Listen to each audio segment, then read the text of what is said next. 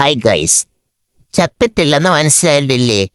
കുറെ പേര് വന്നിട്ട് ചോദിച്ചു ദുബായി പോയിട്ട് ഒരു അറിവില്ലല്ലോ, സൈലണ്ടാണോ റിപ്ലൈ തരാത്തെന്നൊക്കെ ചോദിച്ചാൽ തെണ്ടികൾ തരാം. ഞാൻ ഈ ഒരു കാലാവസ്ഥയും സ്ഥലവും അറിവൊക്കെ അഡ്ജസ്റ്റ് ചെയ്തേ ഉള്ളൂ.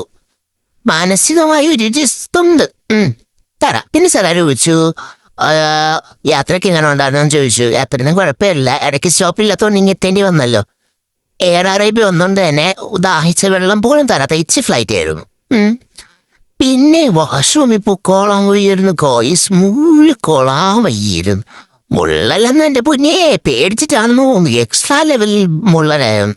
അവസാനം വാഷ്റൂമൊക്കെ എയർപോർട്ടിൽ വന്ന് കണ്ടുപിടിച്ച് മുള്ളാനൊക്കെ ചെന്നു. ഒന്നൊരു സ്ലിംഗ് ബാഗ് കൊണ്ടാന്നൊരു ബാക്ക് പാക്കും ഉണ്ടായിരുന്നു. ഈ ഞാൻ വാഷ്റൂമിനകത്ത് കൊണ്ടതിൽ അടക്ക തൂക്കിയിട്ട് മുള്ളിയപ്പ 2 ഫോണുണ്ടായിരുന്നു കയ്യിൽ. അലേർട്ട് ഇത് അലേർട്ടാടാ. ഇതിനകത്ത് മുള്ളിക്കൂടെ അഞ്ചിട്ട് ഫോണിൽ വല്ല പറയണതാടാ.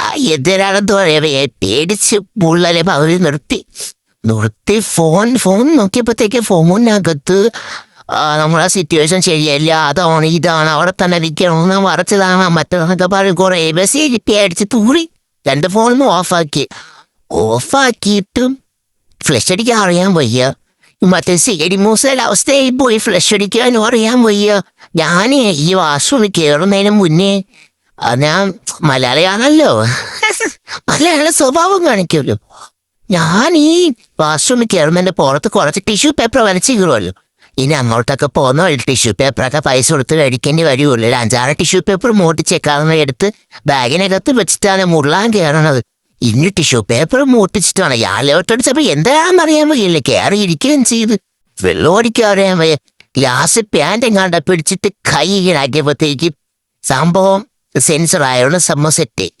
പിന്നെ അവിടെ ചെന്ന് പിടിയുന്ന പോലീസുകാരോടൊക്കെ വന്നിട്ട് പറഞ്ഞാൽ ശരി ഓടി വാങ്ങണം, ഇങ്ങനെ മറ്റേനും മറിച്ച് എന്നൊക്കെ പറഞ്ഞ സേഫായിട്ടൊരു സ്ഥലത്ത് കൊണ്ട് നിർത്തിയിരുന്നു.